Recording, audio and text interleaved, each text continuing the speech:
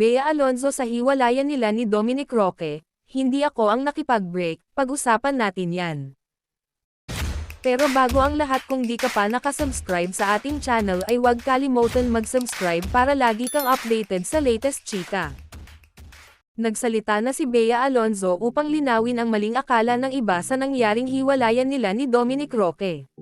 Sa panayam ni Nelson Canlas para sa GMA Integrated News, sinabi ni Bea na naapektuhan siya sa mga maling kwento na kumakalat tungkol sa kanyang buhay. Hindi ako ang nakipag-break, giit ni Bea, pero hindi na niya ito idinetalye. Let's leave it in the past.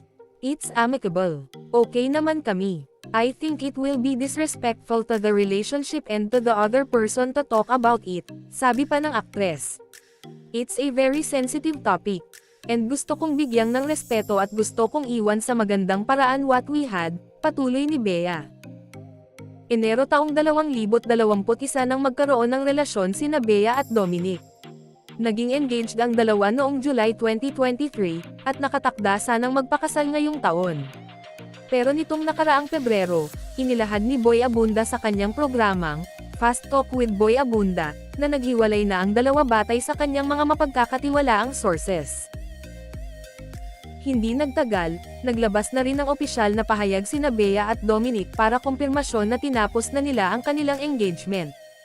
Gayunman, hindi sinabi ni Bea at Dominic kung ano ang dahilan ng kanilang breakup. Bid-eyed na si Bea sa upcoming GMA Prime series, Widow's War, kasama si Carla Abellana. Anong masasabi nyo sa ating chismis ngayon? Mag-comment na at subscribe para updated ka sa latest chika na gaya nito. Maraming salamat po.